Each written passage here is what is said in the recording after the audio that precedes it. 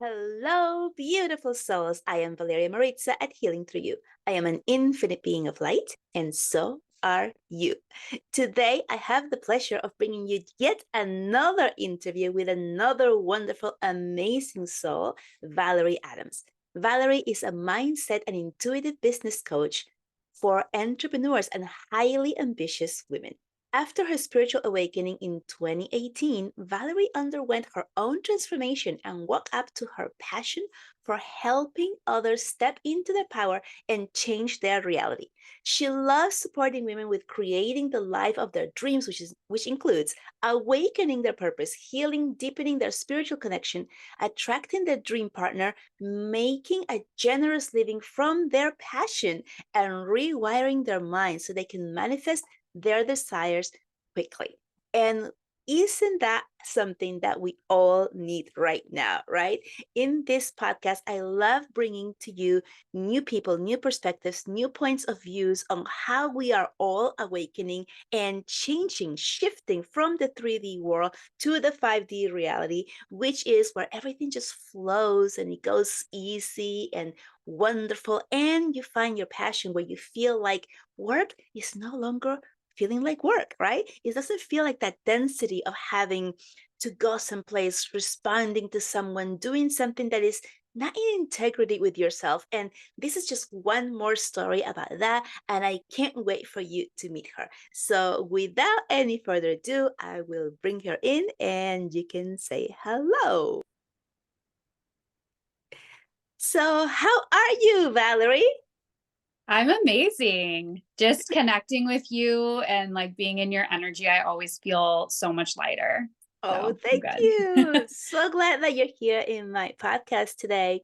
So why don't you tell us a little bit about how was your life before you had your own spiritual awakening? Yeah. So my life before my big awakening that happened in 2018 was very by the book and normal because growing up, I always wanted to fit in and be like everyone else. I looked different from kids growing up. And so I just always have this sense of I don't belong, therefore I need to try to make myself belong. So a lot of my life was spent, clinging to groups of people, a lot of people pleasing, being who I thought I needed to be to fit in. And I did all the things I'm supposed to do. So went to college, graduated in 4 years, got a corporate job, was moving up the corporate ladder, all the things that really looked good on paper. And it wasn't until it was probably around age 27 where I was like, wait, I have all these things. Like I have groups of friends and I live in a fun city and I get to go on fun weekend trips and I have a great job and all these things, but I just wasn't happy. I was deeply unfulfilled. And I had just learned about gratitude. So I'd be like, no, no, no. What are you thankful for? And just, temporarily focus on what was going well. But there was constantly this pit in my stomach of, is this all there is to life? And life started feeling like a hamster wheel. I think the biggest wake up call for me. Oh, and I call it my previous life. My previous life, I did recruiting. So I worked in corporate America. I did recruiting, which is so interesting because a lot of the things that I loved about, or I guess tolerated with that role, have supported me, past my spiritual awakening. So connecting with people, asking questions, hearing what people are saying between the lines. And the biggest thing that happened for me was when the company I work for did a reorganization and it moved me from San Diego to Nashville.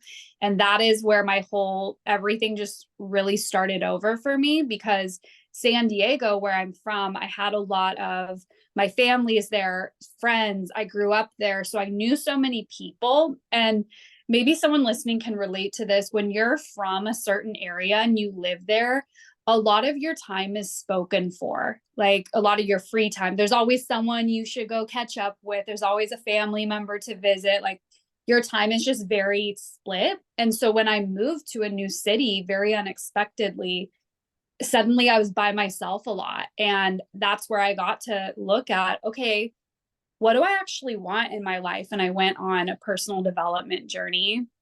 Um, and that's really where it started from there, discovering myself, having my own really seeing within myself where I didn't think I was worthy. And the way that showed up was a lot of friendships that weren't authentic, working in a career that I thought, well, I have a degree, so I should be working in this. The biggest one was attracting emotionally unavailable partners and being single for a really long time, which interestingly enough, when I moved to Nashville, I thought that my dream partner would just be like waiting for me at the airport with a rose, like, okay, now you're in a new city and, your old city was the problem and now you're here. But what ended up happening was I took myself with me. And that was probably some of the deepest healing I did, was looking at where I had attracted emotionally unavailable partners. Wow, there's so much there you just said. Yeah. Let me backtrack a little and just touch on some key points that you mentioned. Yes. So, like, one of the first ones that really spoke to me as well was like, I had everything. I did all the things I was supposed to do. I went to college. I got a corporate job. I was doing all the things. And yet I felt like there was something else missing. I went through the same exact thing. And if Mm-hmm. you're listening to this and you're feeling this, that is a hint. That is like your spirit guides or your higher self or your God or, whomever the higher force that you believe in telling you this isn't it.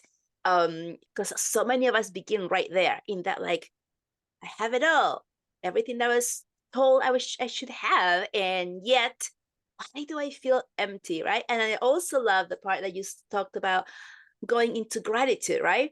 Because we think that, okay, let me just be grateful for what I have, and that's going to bring more. And yeah, it does help, but it's just bringing you to the next level of like, what else is really there for me Mm-hmm. that I do not know about, right? Yeah. Yeah. It's like those whispers that came in, and another thing is that I didn't mention is a lot of my ways to cope with feeling unhappy was I would go out drinking every weekend, have wine by myself a lot of nights a week. I would go shopping a lot, like on my lunch break, I'd be like, let's just go to the mall, and I would buy a shirt, and then I would come home and go to hang up that new shirt, and I would see I had one exactly like it already in my closet. Like I was just so numbing, a lot of watching TV, scrolling to really distract myself from feeling. And that's where I feel like it's like that whisper keeps coming back. Wherever you go, it's like, there's more, there's more, there's more. So I'm sure you experience something like that too. Yeah, I like that too because a lot of people think that, oh, let's say, let's go with alcohol, right? Let's say somebody is like really leaning heavily on the alcohol or in the drugs, and you're feeling like, well, that's the escape, but we don't realize that day-to-day life, like shopping or scrolling on your cell phone, right? Scrolling through TikTok or whatever social media, numbing yourself and really not doing anything through that time because that's taking our time, our space from connecting to the higher self, to that voice within us that's trying to guide us into a better life path that we haven't yet Mm-hmm. chosen. So yeah, there's like so many things. Like some people are like just always busy or like always putting more on their plate, right? There's Yeah. more work, staying late, like not having time, or the people who get their kids to do so many things. So you're going from place to place to place. And there's like, how many things can you fit in one day? And it's part of that numbing of I'm not happy with what I am. But if I keep myself busy enough, or if I step into this space for long enough, I don't have to look at myself and see what's happening or what it is that I need to work on or move through. Yes. Yeah. Yeah, that was me too, being busy all the time. I remember it was Thursday and the weekend was coming and I didn't have plans. Like I didn't have brunch plans or didn't have plans with people. I would freak out because I was like, I need to have something to look forward to because I was so unhappy in my life. And it was that constantly staying busy and never, it was almost like I was scared to be with myself. And I think subconsciously I was scared about what I would realize. Like meditation used to scare me. Like I would hear about, we all have heard meditation, it's recommended, but I was actually scared of what I would hear if I would go within, so I avoided meditation. That was like the last part for me to really dive into on my awakening journey. I did journaling and I could visualize because there was something for me to focus on. But meditation is what scared me because I was like, what's going to come in when I don't have a prompt or I'm not visualizing something? So it's interesting you brought that up with like the voices and the whispers you hear. It's kind of always there. Yeah, I've also heard like some people are like go like into a cave for like a couple of days and it's just darkness and there's nothing there and it forces you to just be with yourself and not have anything else there. And it does create this huge spiritual awakening because you're forced for the first time to not have all of this um things that go all around taking away your attention from the inner voice, what's coming in from here. Yeah. Yes. Yeah. Yeah, and the other part, the last part that you were saying was that you took yourself with you. You brought Yeah. yourself with you to Nashville. And oh my gosh, if that is like so key, everyone should like really pay attention to this because how many people have had like let's say a relationship that is abusive and then they leave and they get into another relationship which ends up being abusive and then it goes to the next one which is abusive and it's like you're repeating the pattern and you're like, oh, why do I have such bad luck? It's like the common denominator Mm, here is you, yeah. right? Yeah. You are attracting this. You are allowing yourself to be in this space with someone who treats you XYZ way because there's healing that needs to happen from you. And once you heal you, Mm, then the partner shows up in a better way because you are in a better place. So the partner has to match your frequency. yeah. But that's the part that people don't want to look at because it's easier, and I can speak from my own experience. It's easier to blame it on the city you live in. Oh, it's all the same people, oh, it's the guys. Oh, no one my age wants this. And so that's exactly the story I was stuck in because I was living in San Diego and I, had a lot of hurt from, an ex and things not working out, me not going out on dates with people past like the first date, feeling rejection. And so it was safer for me to go, oh, well, there's no good guys here in this whole city where there's millions of people. Cause that's, it's like, then if I were to say, oh, it's probably me, that would have hurt more. And so I needed to have that experience of the universe going, okay, actually, you're picking up your life. You're moving to Nashville in a month and me having expectations of, oh, thank God, now this part of my life will be sorted out because now I'm leaving the problem, which was the city I was living in. And the exact same thing happened. I got right on the dating app, still, not getting asked out on a second date, like feeling very anxious all the time. And when it didn't work, that's when I finally was like, okay, it's me. And it was interesting because I prayed about it. I used to pray, like, bring my person to me. But what I realized was, God, please help me help myself because I know it's something within me. And I don't know if I asked, like, show me a teacher because I had no idea where to look. And I remember going in a Facebook group and a love coach was in there and she made a post and posted something and I click on her profile. She's running a group program. I look at some of her free videos. I join her program. Within a day, my prayer was answered and the teacher appeared. And so that was really big for me to really see like, okay, when you're ready for that help, the people always appear on your path. Oh, that is amazing and key. Such a key statement, right? When the student is ready, the teacher appears. I have felt the same thing as well. It's kind of like you're looking, you're wondering, you're looking at videos, reading books, all the things. And when you're really ready to like actually do the work, then that's when the teacher appears, when you ask for Mm-hmm. it. So amazing. Okay, so now you're in Nashville, you figure this out, you're just starting to go within, and then how did that happen? How did it change? Yeah. I mean, the biggest thing was me diving into personal development, which I can't even remember my life before then. I'm like, what was I focused on if I wasn't focused on growth and healing, because before that it was all about avoiding and numbing. And the biggest thing was having my own transformation, really healing my mind, starting a business was very spiritual for me because I always wanted to help people. And I feel like for anyone listening, your gifts that you have, they've been reflected back to you your whole life, but you didn't realize they were gifts because they come so naturally to you. So some of the things people would tell me is like, oh, you're so empowering. You know, I always feel after talking to you, I always feel like I can go do it. Oh my gosh, like you ask great questions. You're so encouraging. Like, wow, you're so wise. All those things. And I would get these natural highs from helping people, helping my friends. I was always the person people would go to for advice.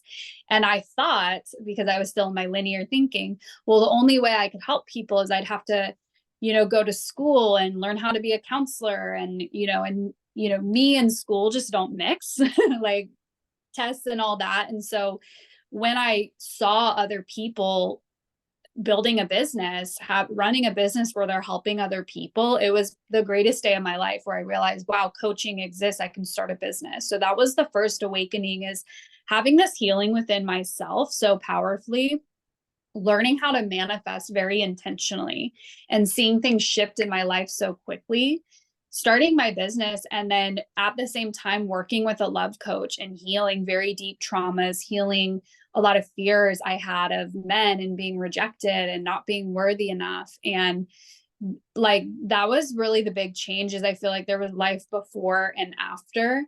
What I will say is that the spiritual awakening journey, it's not this pretty sexy thing. I think when people think of like, oh, ascension and growing, you think of what? Oh, the milestones and things getting better, but a lot has to fall away. A lot of what wasn't working and what wasn't authentic had to strip away. So one of the most challenging things was a lot of friendships falling away. And I take responsibility in the fact that when I look back, I wasn't my authentic self in those friendships because I got to be around a lot of people. Everyone has to like me. And so I would do whatever I had to do to be accepted because that was the way I survived. And once I started choosing me and choosing my own growth and saying no to things, a lot fell away. So some of the biggest things that happened was me really learning how to choose myself, me really healing deep within myself. And the two biggest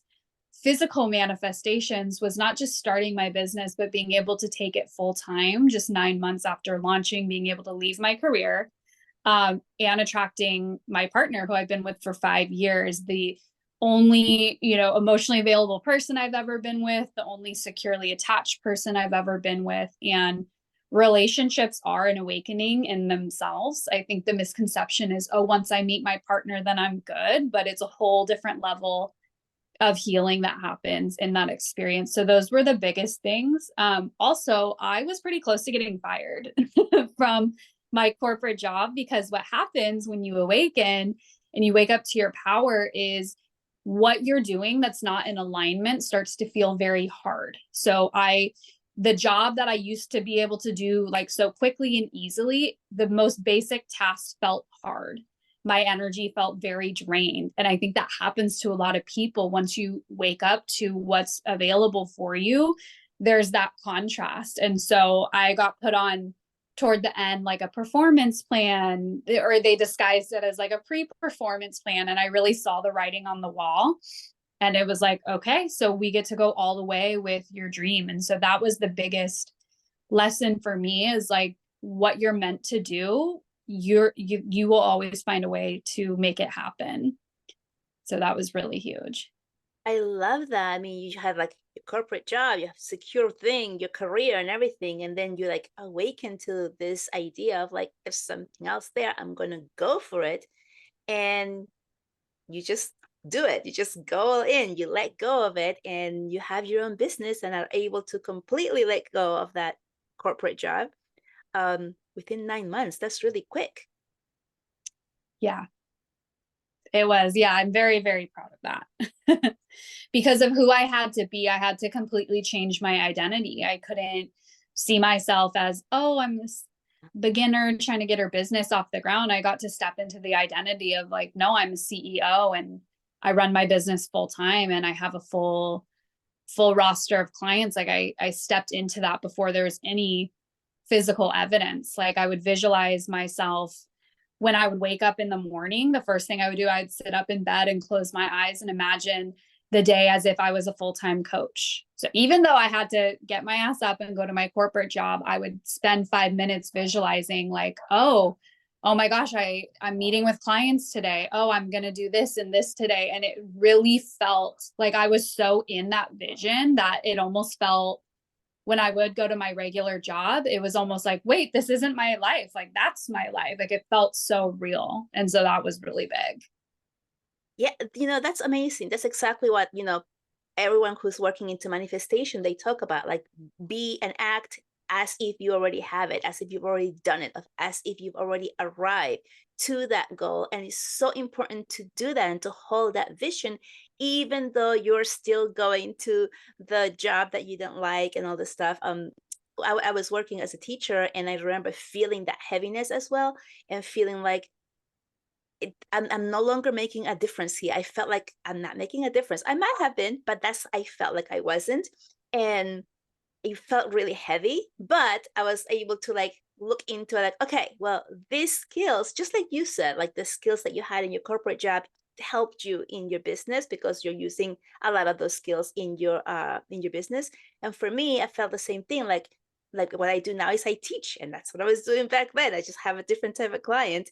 And I am my own boss as opposed to needing to, answer to specific things that feel so heavy. Like, how many people Mm. here have ever had like a review at work, right? Or like all these people come up and they tell you how your performance is, and according to your performance, this is the salary that you can get, and you're like there like a little child being told what you're good at and what you're not. It's like, Mm, right? How heavy that's does that true. feel? That feels really heavy. And it's hard not to take it personally, Yeah. especially when you rely on that for your livelihood. And that probably does something to your nervous system, right? Because if you get feedback that's not positive, that could send you into, fight or flight, where you're like, oh my God, what if I, don't improve this and I lose my job and I don't have a way to take care of myself? Like Oh yeah, I that, remember way back when I was going for my master's degree. I was working at a flower shop as a part-time thing, and I remember that the reviews were coming, and I remember the anxiety of the people around. Like, I never really had this anxiety because I just look at things differently. But all the people who work there had this anxiety of like, my review's coming, my review's coming. I better do things right. The other thing was like, let's say you're working and then a boss will walk in and they're like, oh, I need to do everything right. And this also, I mm, saw this in my job as a teacher as well, that people will be teaching is like, oh, they're doing observations, and so I have to have everything right. And I used to always think, why don't you just do everything right all the time? Like, that's what I yeah. did. But people, they go into this state of, I'm gonna do the best I can while I'm being watched, and while I'm not, then I can just be myself or do the things my own way.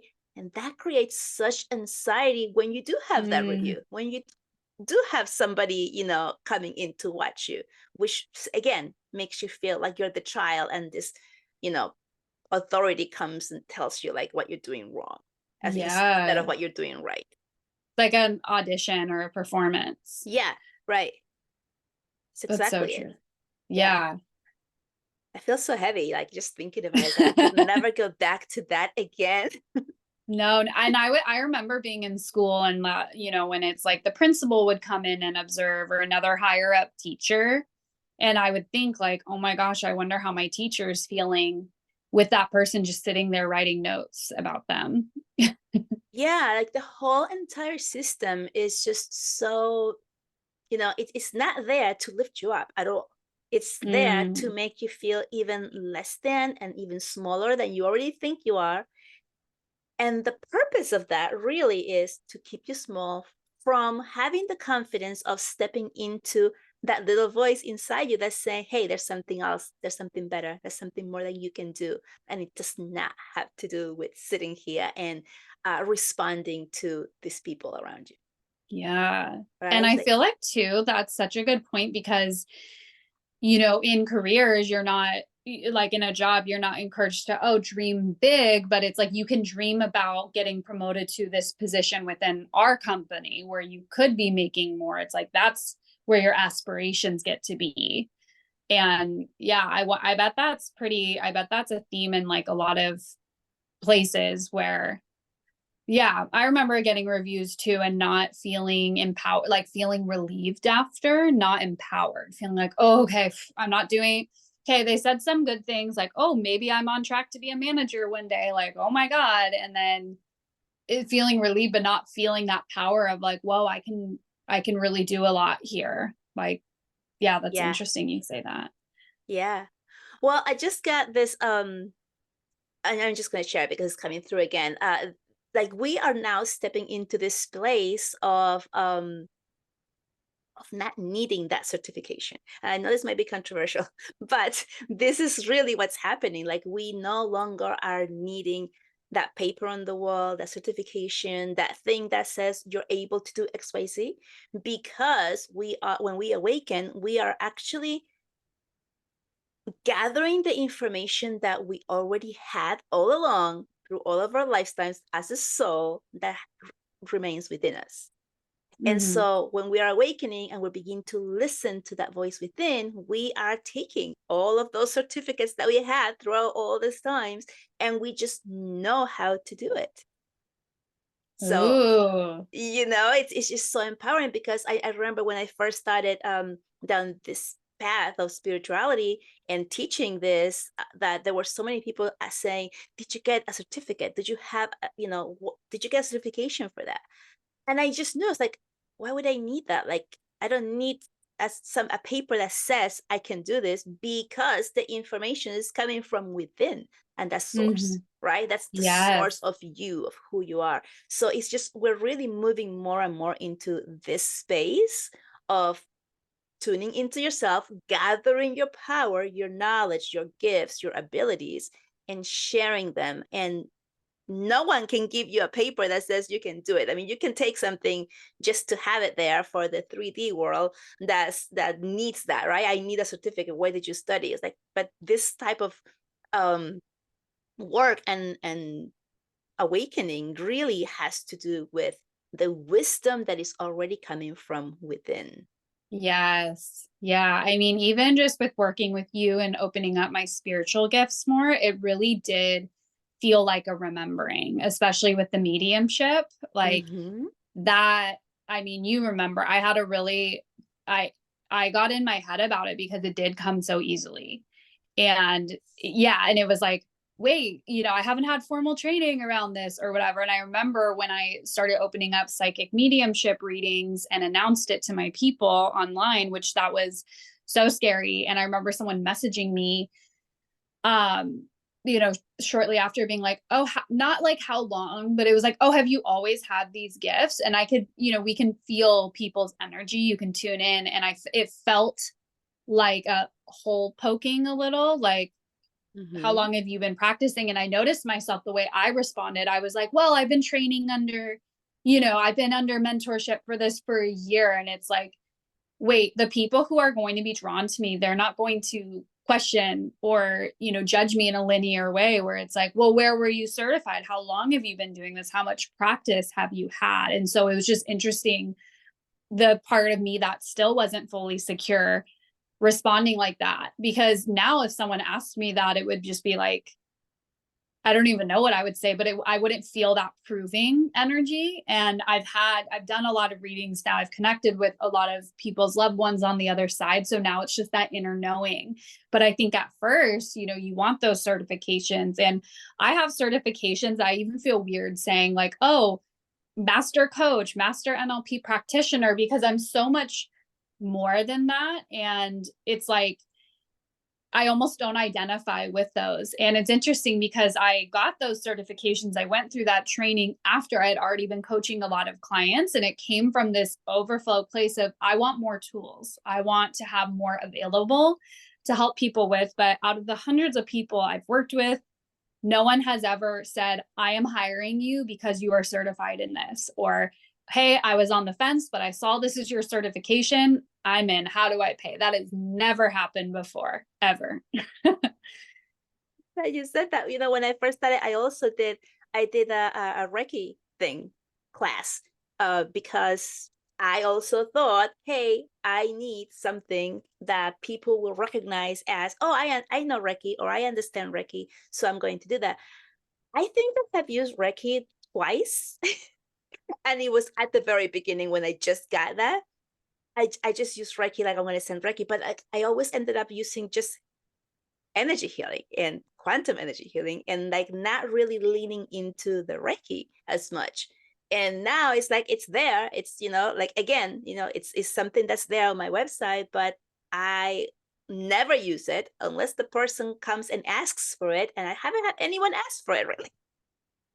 Yeah, and you would probably like maybe do a little bit of it, but you have so much of your own stuff. So it's like maybe that structure helped you. It can help you feel good. It gives you that confidence of like, oh, I've been through a training on this, or I had to pass the test on this. But it's so interesting because I know a lot of people who that's not what they're certified in. They don't dominantly use that because they gave themselves permission to evolve and expand and create their own processes and stuff. And when you think about it, the people who we get certifications from or do these trainings from, they had that idea flow through them and they created structure around it and decided, okay, I'm going to help teach this to other people, and they get certified. And I think it's our duty to create our own thing from that. And I believe anything we invest in, we take a little bit from everything. We take, even if you sat in a class for like 3 months and you only remember one thing, it's like that's what you were meant to take from that, is that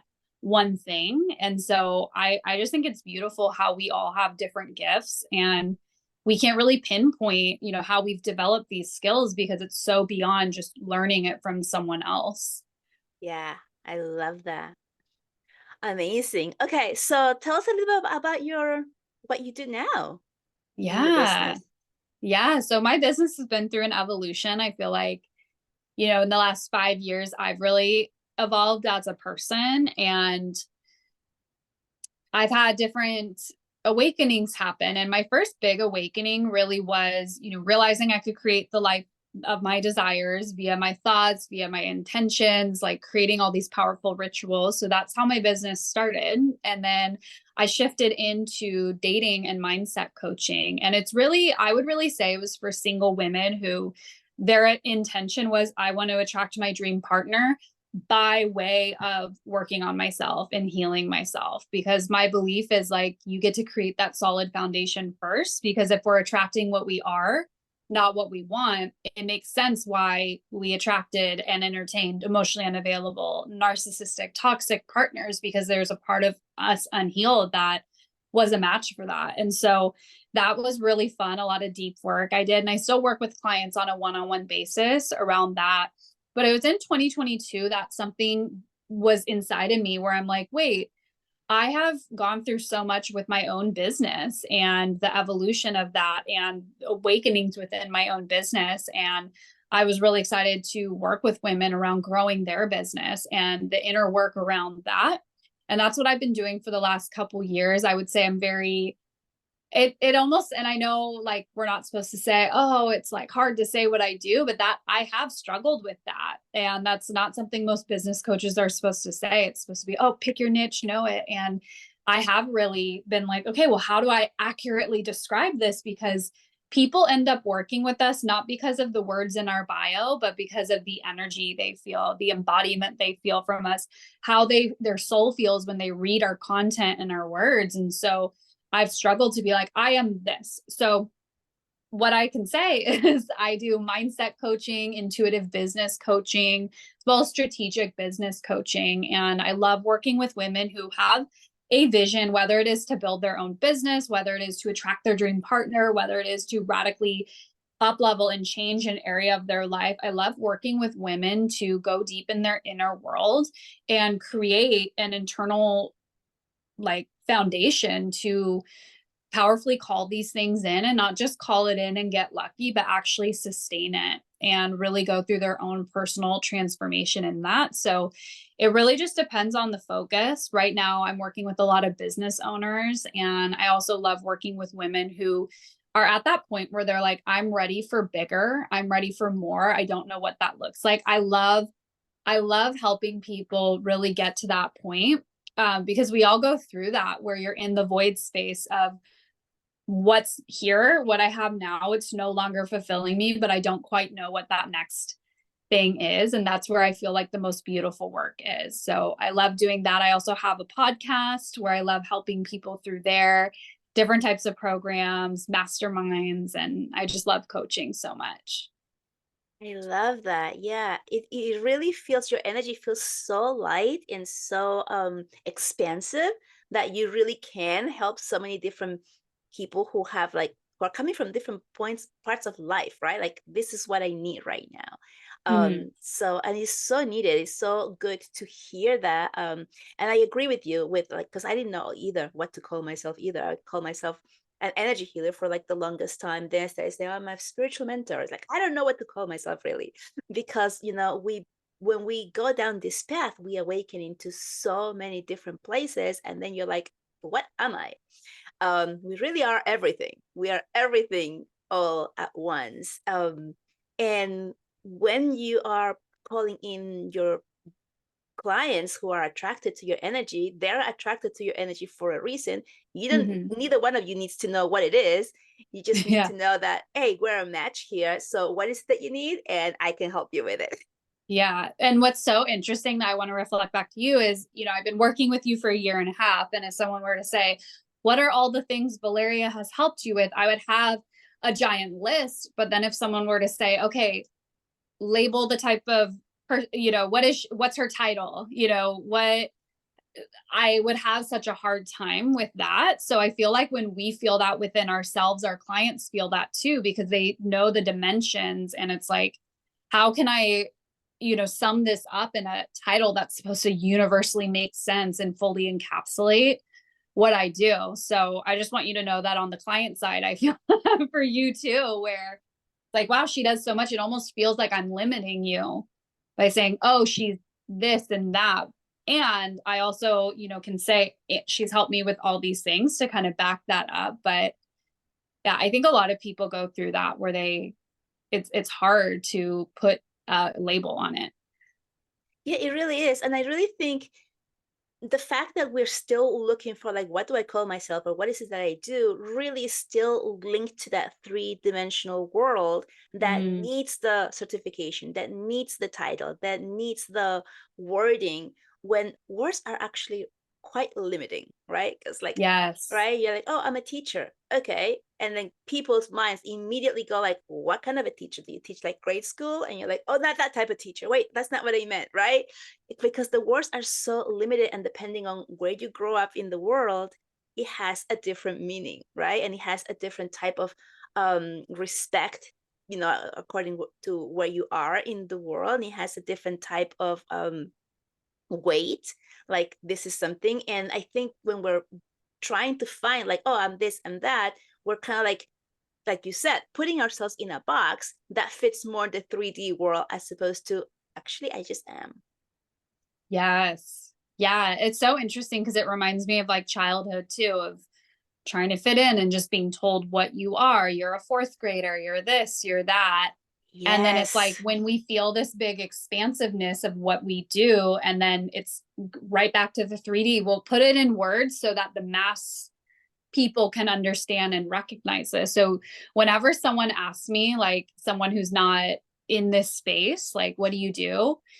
I just say, oh, I'm a life coach, because in my mind, I'm like, oh, that's something they've maybe heard before and I don't have to explain. But I do get a little flustered because I'm like, I'm like, let me just give them what I think is the acceptable thing to say, because it really, it really does go back to, okay, I have to put a label on this so that this is acknowledgeable, right? So that this is something accepted from the Yeah. masses. Yes. My husband actually, like when he says, what is it that you do? I don't know what to tell people. I'm like, I'm an energy healer. And he's like, I don't understand what that is. I don't know. So when I say, well, I'm a life coach, he's like, okay, I get that. I'm like, okay. And it's weird because to me, the words life coach don't have the same meaning as spiritual mentor or energy healer. Like to me, I know what those other two words mean, but like a life coach to me, like for me, it doesn't really encompass who I am. But for him, it was like something tangible that is like, okay, I get that. I can understand this. I can say this. Yeah. And I think it's kind of funny. Yeah, he's like, I get this. Okay, I can tell my colleagues this. Like, okay, Yes. this is the good. Now I know how to properly answer this question when people ask. Okay, Yeah. good. Right. So funny. Me. What are you working on right now? Do you have any offers that are coming up for you that you want to share with the audience? Yeah. So right now I have a really fun private coaching offer. I really got back to my love for working with clients one on one because of the deep, just how deep we can go. There's just a lot you can do and different dimensions to working with someone one on one. So I have a really fun private coaching offer called Identity Shift. And what we're doing is we're really focusing on that specific area of your life that you want to have a radical shift in. And spoiler alert, when you work on one area of your life, it trickles into every area of your life. But we're really going to zoom in on what it is you want to create in a certain area. So that could be calling in your dream partner. It could be getting your business to a certain point. It could be stepping into your purpose. It could be trailblazing within the company you work for. I'm love working with ambitious women who know that they're meant for more and they're meant to be experiencing, having, doing more than what they currently are living. So that is one offer that I have.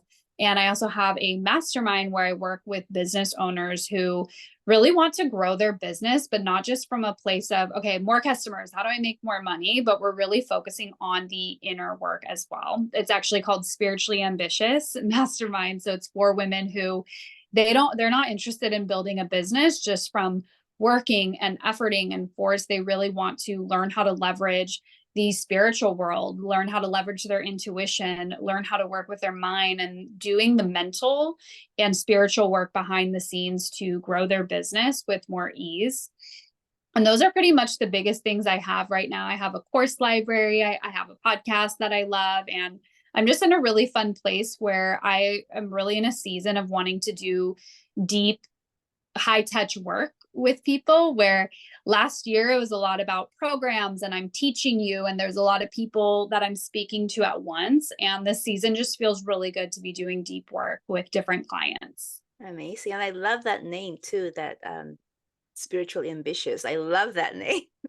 Yes, because I feel like, yeah, it's about marrying the two, because being spiritual is amazing, but when you lean too far into, just the spiritual stuff, like there's action that's missing, there's structure that's missing, there's, you could be spinning your wheels, but you're praying and you're, doing your cards and all the things. And then when it's too much on the ambitious side of, okay, make it happen, hustle, without the spiritual, that's where you can really burn out. That's where you can only get so far. And when you really learn how to marry the two, and it's like divine action, spiritual action, that's really when you'll see the most fulfillment and success in your business. So that name channeled through, I'm sure, in the shower where everything comes through to me. It's either the shower or a walk.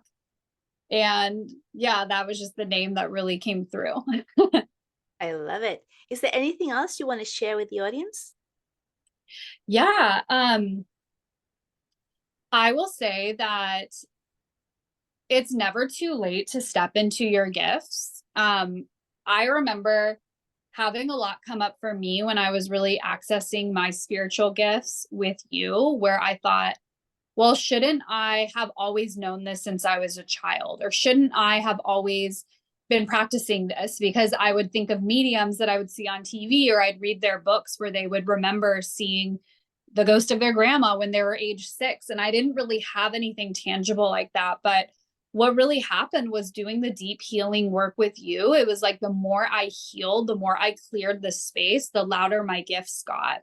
And so for anyone out there who is, wanting to access more of their gifts, like, yes, it's about learning. And I would argue to say that the gifts are already there, but they're probably buried beneath programming and trauma and the voices we hear and kind of like the boxes that we were talking about in this episode. And so if you're wanting to grow your spiritual gifts, I would really start with, okay, what can I heal? What can I look at how can I create my dream reality from way of letting go of everything that I thought I was up until now. And I mean, going to plug you, Valeria, you know, are such a master at that. And you've given me a space to heal. And you helped open up a whole sector of my business where I love doing intuitive guidance sessions with people. And you really helped me bring those gifts online, really trust myself. And life has just gotten so much easier leading from intuition and knowing that I have it within myself, but I always, you know, I'll come to you and say, "Hey, this is what I'm getting. What do you think?" And when people really wake up to the answers are within yourself, like you become really unstoppable. So I felt really called to share that. Oh, I love that. Thank you. And where can people find you? Yes. So I hang out on Instagram. My Instagram handle, it's not my name, it's at the mindful babe. That's a name that came to me channeled probably in the shower when I started my business. And I just love that name. So I hang out on there a lot. I have my podcast. It's called the Mindful Babes Podcast. I also have fun on TikTok now. I love making videos on there. And my name's at the Valerie Adams on there. So I love hanging out in all those places.